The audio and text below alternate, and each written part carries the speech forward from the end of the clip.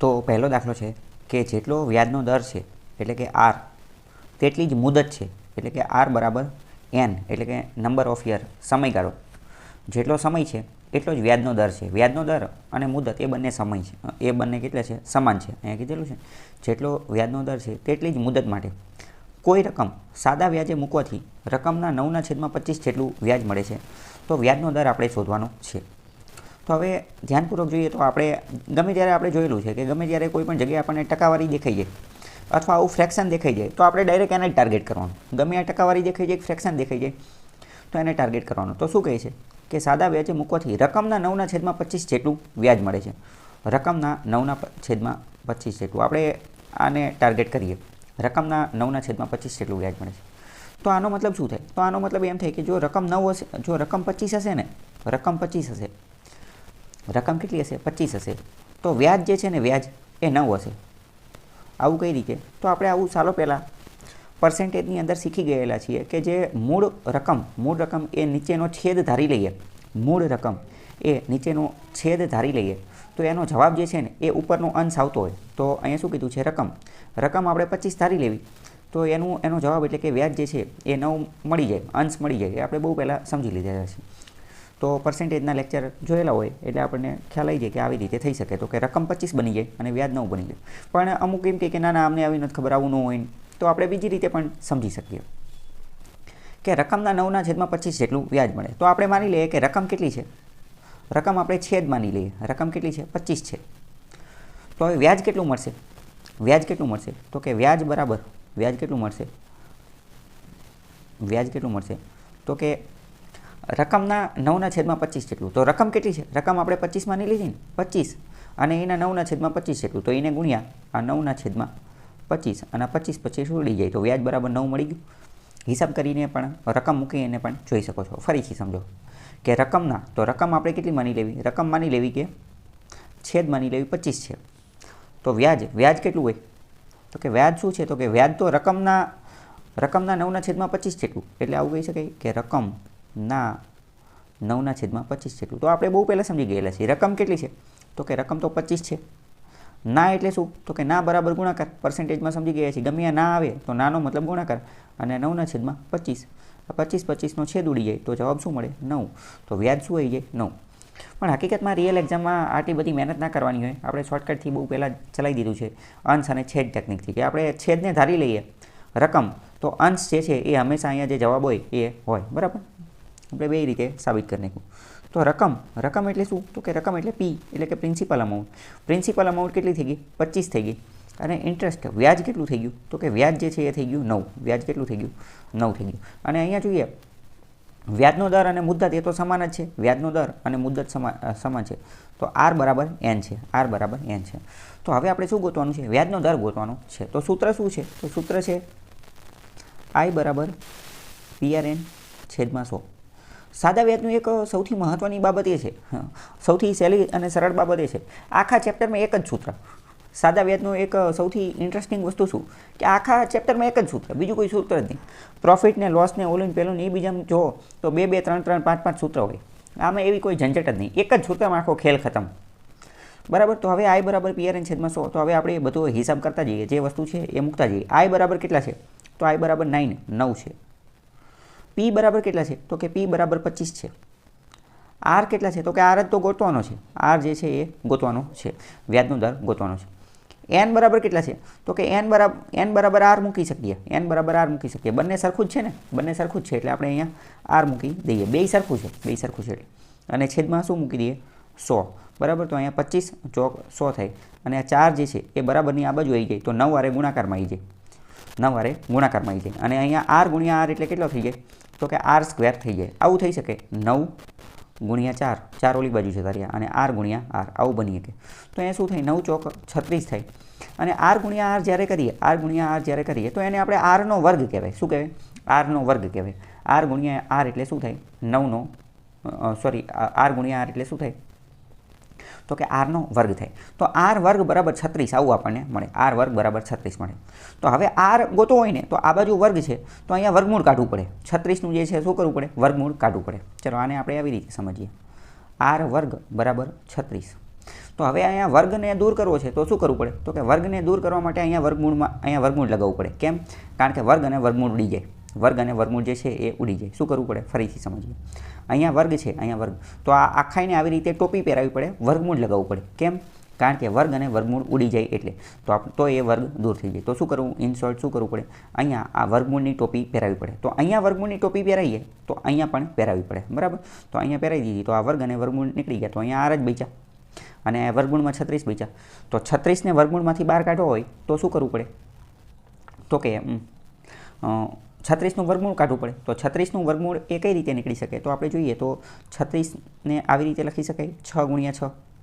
એટલે એવી રીતે લખી શકાય કે વર્ગમૂળમાં 6નો વર્ગ, વર્ગમૂળમાં 6નો વર્ગ. અને અત્યારે જ મેં તમને ચલાવી દીધું, વર્ગ અને વર્ગમૂળ ઉડી જાય, વર્ગ અને વર્ગમૂળ ઉડી જાય. તો વર્ગ અને વર્ગમૂળ ઉડી જાય તો જવાબ શું આવે? 6 આવે. એટલે વ્યાજનો દર શું આવશે? વ્યાજનો દર 6 આવશે. અથવા ડાયરેક્ટ આપણે આ તો મેં તમને કોન્સેપ્ટને બધું ક્લિયર થાય એટલા માટે આ બધું ચલાવી દીધું, કારણ કે હજી આપણે વર્ગ અને વર્ગમૂળનું ચેપ્ટર ચલાવેલું નથી. એટલે બાકી ડાયરેક્ટ તમને ખબર પડી જાય કે 36નું વર્ગમૂળ શું છે? 36નું વર્ગમૂળ 6 × 6 = 36 એટલે 6 છે. 6નો વર્ગ 36 અને 36નું વર્ગમૂળ 6. તો ડાયરેક્ટ આર બરાબર આપણને કેટલા મળી જાય? 6% વ્યાજનો દર જે છે મળી જાય. અને અહીંયા જવાબ જે છે એ પણ 6% જ આવે છે.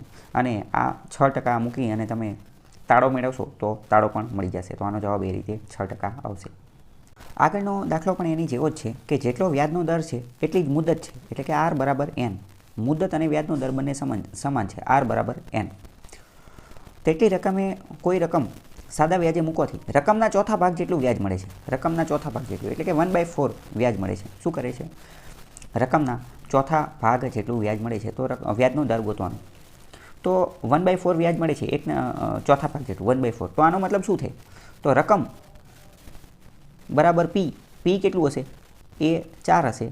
અને વ્યાજ આઈ બરાબર કેટલું હશે? એ 1 હશે. જે નીચેની રકમ હોય એ પ્રિન્સિપલ અમાઉન્ટ હોય અને ઉપરની રકમ હોય છેદ હોય એને આપણે ધારવો પડે પ્રિન્સિપલ અમાઉન્ટ. અને તો છેદને એ ધારીએ તો એનો જવાબ શું આવે? ઉપરનો અંશ જે છે એ આવી જાય 1. તો એ આપણે પર્સન્ટેજમાં સમજેલા છીએ. અથવા કાંઈ ન ખબર પડે તો બીજી રીતે પણ જોઈ લઈએ. એ શું છે કે 1/4 છે, રકમના ચોથા ભાગ જેટલું. તો આપણે એવું માની લઈએ કે રકમ કેટલી છે? રકમ બરાબર પી. એ આપણે છેદને જ ધારી લઈએ. હંમેશા આપણે કોને ધારીએ છીએ? છેદને ધારીએ.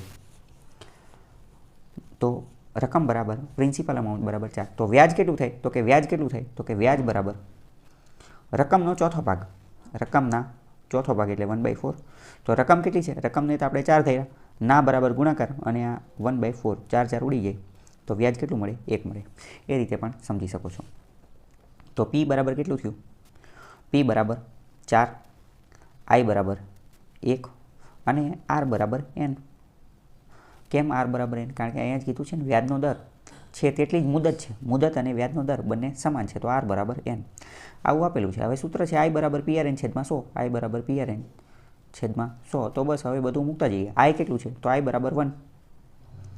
પી કેટલા છે? તો કે પી બરાબર 4, આરના આર અને એન કેટલો છે? એન જે છે એન બરાબર આર છે તો એનની બદલે આર મૂકી દઈએ. એનની બદલે આર મૂકી દઈએ અને અહીંયા છેદમાં 100 મૂકી દઈએ. અને 4નો અહીંયા છેદ ઉડાડીએ તો 25 ચોક 100 થાય. આ 25 જે છે એ બરાબરની આ બાજુ આવી જાય. તો 25 બરાબર આર ગુણ્યા આર એટલે 25નો વર્ગ થાય. તો આરનો વર્ગ. તો આરનો વર્ગ બરાબર 25 થાય. આરનો વર્ગ બરાબર 25. તો હવે આ આરનો વર્ગ દૂર કરવો છે તો અહીંયા વર્ગમૂળ, અહીંયા ટોપી પહેરાવી પડે. તો અહીંયા પણ ટોપી પહેરાવી પડે. આ વર્ગ અને આ વર્ગમૂળ ઉડી જાય તો 25નું વર્ગમૂળ કાઢવું પડે. 25નું વર્ગમૂળ કેટલું થાય? 5 થાય. તો એવી રીતે જવાબ તમે 5 શોધી શકો છો. જવાબ એનો કેટલો આવશે? 5%. અને અહીંયા જવાબ પણ એ જ આવશે. મોસ્ટ ઇમ્પોર્ટન્ટ અહીંયા વ્યાજનો દર પૂછેલો છે. સેમ એવી જ રીતે અહીંયા વ્યાજના દરની બદલે એ મુદત પણ પૂછી શકે છે. તો ટેકનિક એની એ જ રહેશે. આખી વસ્તુ એ જ રહે. વ્યાજનો દર પૂછ્યો બરાબર, તો એની બદલે મુદત પણ પહોંચી શકે. તો અહીંયા આપણે r² મૂકતા હતા એની બદલે શું આવશે? n² આવશે. nનો વર્ગ આવશે, સમયનો વર્ગ આવશે. તો એના આધારે પણ દાખલો ગણી શકાય છે.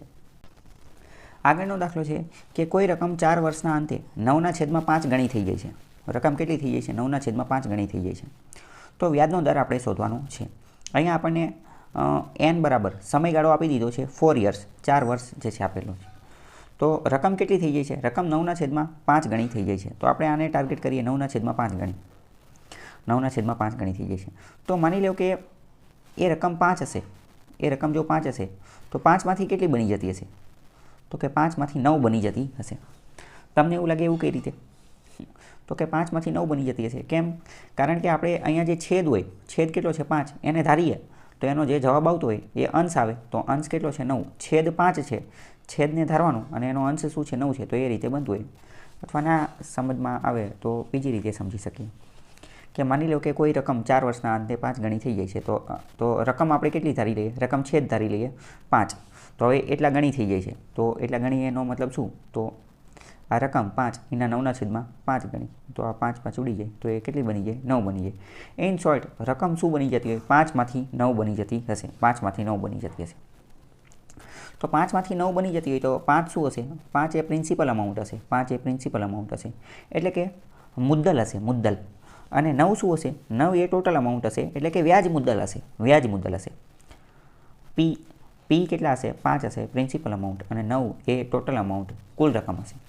તો 5માંથી 9 બની જાય તો વ્યાજ કેટલું હશે, વ્યાજ જે છે એ વધારાનું 4 રૂપિયા હશે ને, વધારાનું 4 રૂપિયા એ શું હશે, એ ઇન્ટરેસ્ટ એટલે કે વ્યાજ હશે. 5માંથી 9 બને તો એ બેનો ડિફરન્સ થાય 4, તો 4 શું હોય, 4 વ્યાજ હોય. તો બસ અહીંયા બધો હિસાબ થઈ ગયો, આપણને બધી વસ્તુ મળી ગઈ. I બરાબર 4 છે, P બરાબર 5 છે અને N બરાબર 4 છે, N બરાબર 4 છે. તો આપણે વ્યાજનો દર ગોતવાનું છે. તો અહીંયા P બરાબર 5 અને I બરાબર 4 એ લઈ અને I બરાબર PRN છેદમાં 100 એ સૂત્રનો ઉપયોગ કરીએ. ચલો તો એ સૂત્રનો ઉપયોગ કરીએ. બરાબર, અહીંયા ગણી નાખીએ. I બરાબર PRN છેદમાં 100. તો I કેટલા છે, તો કે I બરાબર 4, P કેટલું છે, તો કે 5, R કેટલું છે, R જ ગોતવાનું છે, અને N કેટલું છે, તો કે N બરાબર પણ 4 છે, અહીંયા 4 વર્ષ છે, 4 વર્ષ, અને આ છેદમાં 100. તો શું થાય, અહીંયા 25 ચોક 100 થાય, અને અહીંયા 5 5 25 થઈ જાય. આ 5 બરાબરની આ બાજુ આવી જાય તો 5 ચોક 20 થઈ જાય, તો 20 બરાબર R આવી જાય. તો R બરાબર કેટલા, 20%, અને અહીંયા જવાબ એ જ આવે છે. હવે આગળનો દાખલો છે કે ₹90ને સાદા વ્યાજના અમુક ટકા દરે મૂકવાથી 2 વર્ષના અંતે ₹100 થઈ જાય છે. તો તે જ વ્યાજના દરે 100ને 4 વર્ષ માટે મૂકતા કેટલા રૂપિયા થાય એ આપણે ગોતવાનું છે. 100 થઈ જાય છે, 90ને અમુક ટકા દરે મૂકીએ ને તો 100 થઈ જાય. તો વ્યાજનો દર એનો એ રાખીએ તો 100ને 4 વર્ષ માટે મૂકીએ તો કેટલા થાય. આની એકદમ સહેલામાં સહેલી રીત, બેસ્ટ, પરીક્ષામાં જે રીત ઉપયોગ કરાઈને એ રીત હું તમે ચલાવું. પહેલાં સમજો કે 90માંથી 100 બની જાય છે, કોઈ રકમ 90માંથી કેટલી બની જાય છે, 100 બની જાય છે. તો એનો મતલબ શું, I ઇન્ટરેસ્ટ કેટલું હશે, વ્યાજ કેટલું હશે, 10 હશે. 90માંથી 100 બન્યું તો જે વધારાના 10 આવ્યા, ડિફરન્સ જોઈએ તો વધારાના 10 આવ્યા એ શું હશે, તો કે 10 રૂપિયા વ્યાજ હશે, વધારાનું 10 આવ્યું એ વ્યાજ હશે. કેટલા સમયનું, તો કે કેટલા સમયનું, 2 વર્ષનું, એ 2 વર્ષનું વ્યાજ હશે, 2 years, 2y, 2 વર્ષનું વ્યાજ કેટલું હશે, 10 રૂપિયા હશે. સાદા વ્યાજમાં આપણે સમજેલા છીએ કે વ્યાજ હંમેશા સમાન રહે, વ્યાજ હંમેશા કેટલું રહે, સમાન હોય. તો આ 2 વર્ષનું વ્યાજ 10 રૂપિયા હોય તો બીજા 2 વર્ષનું વ્યાજ કેટલું હશે, તો એ બીજા 2 વર્ષનું વ્યાજ જે છે એ પણ 10 રૂપિયા જશે ને, એ પણ કેટલું હશે, 10 રૂપિયા. એની પછીના 2 વર્ષનું વ્યાજ, દર 2 વર્ષનું વ્યાજ કેટલું હોય, 10 રૂપિયા જ હોય, દર 2 વર્ષનું વ્યાજ 10 રૂપિયા જ હોય. હંમેશા વ્યાજનો દર હંમેશા સમાન જ રહે. ચક્રવૃદ્ધિ વ્યાજમાં ચેન્જ થતો રહે, આમાં કોઈ ચેન્જ થાય નહીં. તો અહીંયા રકમમાં શું પૂછેલું છે કે 100ને 4 વર્ષ માટે મૂકતા, 100ને 4 વર્ષ માટે મૂકતા. તો આપણે થોડી વાર માટે એવું માની લઈએ કે 100ને નથી મૂકતા, 90ને જ મૂકે છે. કેટલાને, 90ને જ મૂકે છે.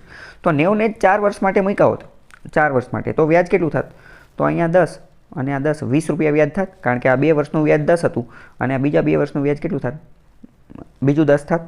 તો કેટલું વ્યાજ થાત, તો કે 20 થાત. તો વ્યાજ કેટલું થાય, તો કે 20 થાત, 20, બરાબર. પણ તો હકીકતમાં મતલબ જવાબ તો 90 હોત, 90, તો જવાબ કેટલો આવી જાત, 120 આવી જાત. જવાબ કેટલો આવી જાય, 120 આવી જાત. પણ અહીંયા 90ની બદલે કેટલા છે, 100 છે, 90ની બદલે કેટલા છે, 100 છે. તો 90 કરતાં કેટલા વધારે છે, 10 વધારે છે. તો જવાબ 120ની આજુબાજુ આવવો જોઈએ. તો 120ની આજુબાજુનો જવાબ જોઈએ ને તો એક જ છે, 122 વાળો, બરાબર. કારણ કે 90 અહીંયા આપણે 100ની બદલે કેટલા લીધા, 90, તો ખાલી ડિફરન્સ આપણે 10નો જ લીધો હતો. તો થોડુંક વ્યાજ વધે, તો 120 ને 122 થાય કે આટલા બધા 155, તો ડાયરેક્ટ એટલું બધું ન વધી જાય, બરાબર. તો ડાયરેક્ટ જ જવાબ મળી જાય, 122 રૂપિયા. આવી રીતે કોઠા સૂદનો ઉપયોગ કરીને પણ દાખલો જોઈ અને અંદાજ લગાવીને પણ જવાબ ગણી શકાય છે. પણ ચાલો હવે આપણે એક્ઝેક્ટ રીત જે છે જોઈએ. શું કહે છે કે 90માંથી 100 બની જાય છે, તો વ્યાજ કેટલું હોય, તો કે વ્યાજ 10 રૂપિયા હશે. વ્યાજ કેટલું હશે, 10 રૂપિયા હશે. અને આ 10 રૂપિયા વ્યાજ કેટલા સમયનું હશે, તો કે 10 રૂપિયા વ્યાજ એ 2 વર્ષનું હશે, 2 વર્ષનું હશે. તો 1 વર્ષનું વ્યાજ કેટલું હશે, 1 year, એનું વ્યાજ જે છે એ કેટલું હશે, તો કે 5 રૂપિયા હશે, 5 રૂપિયા. ₹5. તો હવે 1 વર્ષનું વ્યાજ ₹5 હોય, 1 વર્ષનું વ્યાજ ₹5 હોય તો વ્યાજનો દર કેટલો હશે એ આપણે ગોતવો પડે. તો 90ના કેટલા ટકા જે છે એ 5 થાય એ ગોતવું પડે ને. 90ના કેટલા ટકા 5 થાય, 90ના કેટલા ટકા 5 થાય. તો જોઈ લઈએ 90ના x% બરાબર 5, ગમે કેટલા ટકા એટલે તો x માની લઈએ બરાબર. તો 90 નાની બદલે ગુણાકાર, આ x છેદમાં 100 અને બરાબર 5. તો આ 0 0 ઉડી ગયા અને x ગોતવા માટે શું કરવું પડે તો કે આ 10 જે છે એ અહીંયા બરાબરમાં અહીંયા આવી જશે અને 9 જે છે એ છેદમાં આવી જશે. તો 10 × 5 = 50, 50ના છેદમાં 9 થાય, 50ના છેદમાં 9%.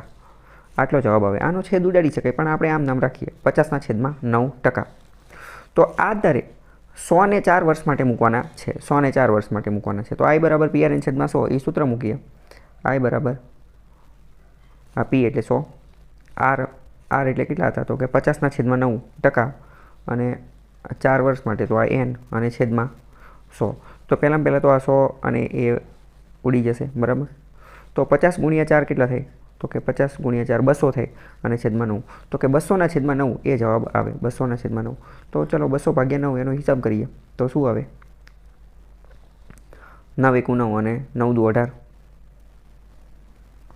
તો 2 અને આ પાછા 0, ફરીથી 9 × 18 બરાબર. તો વળી પાછા 2 બરાબર. હવે તો ચાલતો નથી ભાગ તો અહીંયા પોઈન્ટ મૂકવો પડે, અહીંયા પોઈન્ટ અને 0 વળી પાછો 2 તો 9 × 18 અને તો આમ નામ ચાલતું રહેશે. તો જવાબ શું આવ્યો તો કે 22.2 આવ્યો. તો વ્યાજ કેટલું મળે વ્યાજ 22.2 જેટલું મળે એટલે કે 22.22ની આજુબાજુનું વ્યાજ મળે. તો અહીંયા તે જ પૂછેલું છે ને તો તે રકમ કેટલી થઈ જાય તો ₹100 તો હતી જ તે, એમાં આટલું વ્યાજ તો 122 ટોટલ અમાઉન્ટ પૂછેલી છે ને એ પૂછેલું છે. તો 100 P હતું એમાં 22 વ્યાજ એડ થતું જાય તો 122.22 એ જવાબ આવશે 122.22. એવી રીતે દાખલો ગણી શકાય છે.